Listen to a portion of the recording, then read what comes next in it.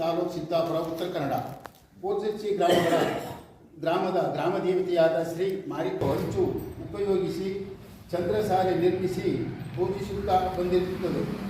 ಕಾಲಕ್ರಮೇಣ ಈ ಒಂದು ದೇವಾಲಯವು ಶೀತಲವಾಗುತ್ತಾ ಬಂದ ಕಾರಣ ಈ ವಿಚಾರವಾಗಿ ಶ್ರೀ ಮಾರಿಕಾಂಬ ಕಮಿಟಿಯ ಹಾಗೂ ಗ್ರಾಮಸ್ಥರ ಅಭಿಪ್ರಾಯದಂತೆ ಶ್ರೀ ಮಾರಿಕಾಂಬಾ ದೇವಿಯಲ್ಲಿ ಪ್ರಸಾದ ರೂಪದಲ್ಲಿ ಅಪ್ಪಣೆಯನ್ನು ಪಡೆದು ನೂತನವಾದ ದೇವಾಲಯವನ್ನು ನಿರ್ಮಿಸಲು ತೀರ್ಮಾನಿಸಲಾಗಿ ದೇವಾಲಯವನ್ನು ಶ್ರೀ ದತ್ತಾತ್ರೇಯ ಭಟ್ ಮಗೆಗಾರ್ ಇವರ ವೈದಿಕ ಮಾರ್ಗದರ್ಶನ ಹಾಗೂ ಶ್ರೀಯುತ ಮನು ಹೆಗಡೆ PK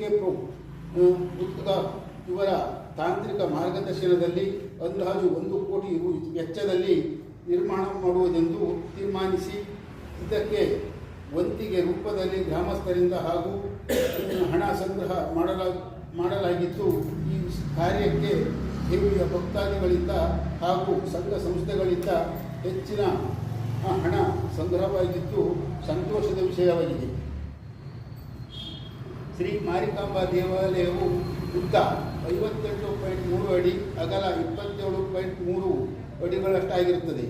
ಗರ್ಭಗುಡಿಯು 11x11 ಅಡಿ, ನೈವೇದ್ಯ ಮಂಟಪ ಮತ್ತು ಸಂಧ್ಯಾ ಮಂಟಪವು ಎರಡೂ ಸೇರಿ 11x11 ಅಡಿ ಗರ್ಭಗುಡಿಗೆ ನವರಂಗ ಅಳವಡಿಕೆಯಾಗಿರುತ್ತದೆ.